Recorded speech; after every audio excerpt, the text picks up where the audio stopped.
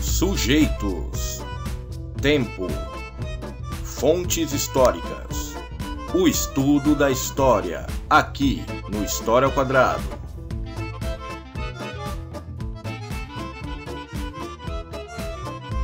Olá, bem-vindos a mais um vídeo do canal História ao Quadrado e hoje falaremos justamente de história, o estudo da história ou a introdução aos estudos históricos. E partimos da seguinte pergunta: o que é a história?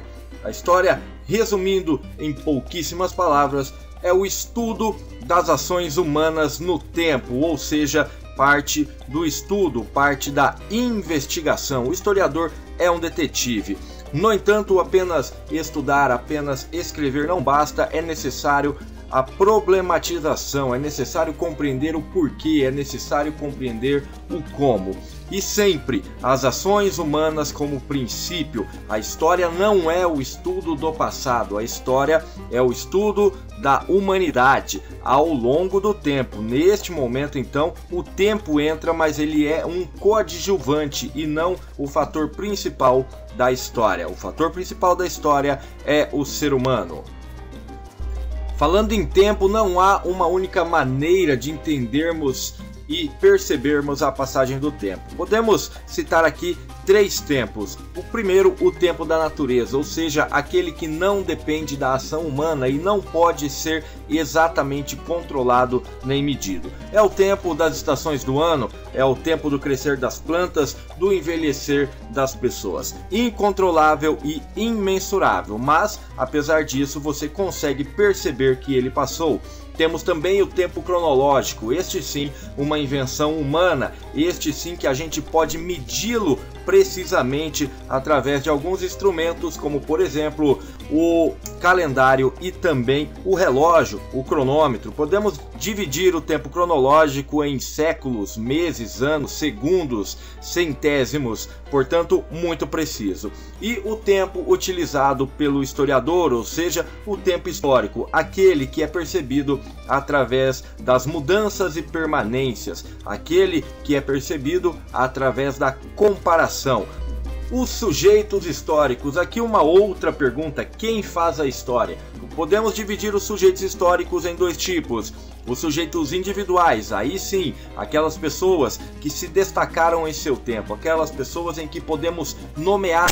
E também temos os sujeitos coletivos, ou seja, grupos, associações, times, partidos políticos, revoluções são sujeitos coletivos. Afinal, nós não podemos identificar unitariamente cada indivíduo. Portanto, quem fez a história, quem participou de um movimento, foi a coletividade, foi o grupo. As fontes históricas. Fonte é tudo aquilo onde vamos buscar algo, e no caso do historiador, nós buscamos nas fontes históricas. E o que seria isso? Nada mais do que absolutamente tudo. Todos os vestígios da ação humana, tudo aquilo que interagiu com o ser humano é uma fonte histórica. Podemos dividi-las entre fontes materiais e fontes imateriais. Materiais são todas aquelas que são palpáveis, que podemos ver, sentir o cheiro, pegar, guardar no bolso. Isto é uma fonte material, ela tem matéria. Dentre as fontes materiais, elas ainda podem ser divididas em três outros tipos de fontes. As fontes escritas, ou seja, tudo que tem letra, esse nosso código criado da escrita, portanto, cartas, matérias de jornal, livros, bilhetinhos, tudo aquilo que é escrito, fonte escrita. Também temos as fontes visuais, aquelas que nós podemos ler com os olhos, ou seja, fotografias, pinturas, obras de arte, tudo isso são fontes visuais. E por final temos as fontes orais, aquelas que ouvimos, como músicas, uma história que a vovó conta, o depoimento de uma testemunha da história. Portanto, essas são as fontes materiais. As fontes imateriais dizem respeito a festas, tradições, hábitos, aquilo que faz parte do subjetivo humano. Um dos exemplos são as festas típicas, como por exemplo a festa do Divino, aqui a festa junina, que diz muito sobre uma população, sobre um determinado povo, sobre a sua cultura. Também os hábitos estão inseridos dentro das fontes imateriais. O caso, por exemplo, do chimarrão, é de uma população que tem um hábito específico, e as tradições também estão dentro deste contexto. Tradições é aquilo que é passado de geração em geração, principalmente através da oralidade, através da repetição, através do exemplo. A escrita da história. Primeiramente, é importante entendermos que a escrita da história ela parte do tempo presente. E o primeiro ponto, portanto, é delimitar um tema, delimitar um tempo e delimitar um espaço. Desta forma, nós podemos, a partir daí, buscar as fontes em lugares mais específicos, concentrando a pesquisa em um tempo, em um espaço e a partir de um tema.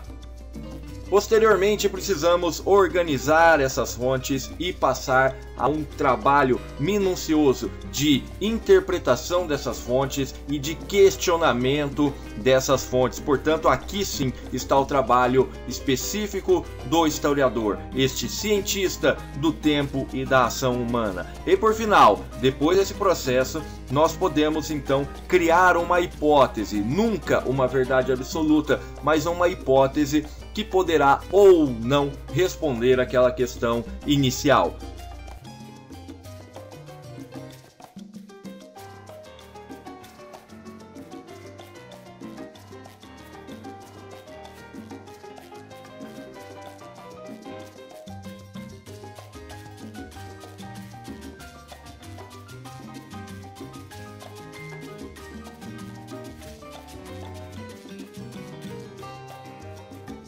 E aí, gostou do vídeo? Então deixe o seu like, aproveita e se inscreva. E ative as notificações para não perder nenhum dos próximos. Acesse esse e outros materiais no meu site historiaoquadrado.com. Eu sou o professor historiador Giovanni Bernini. Deixe sugestões nos comentários.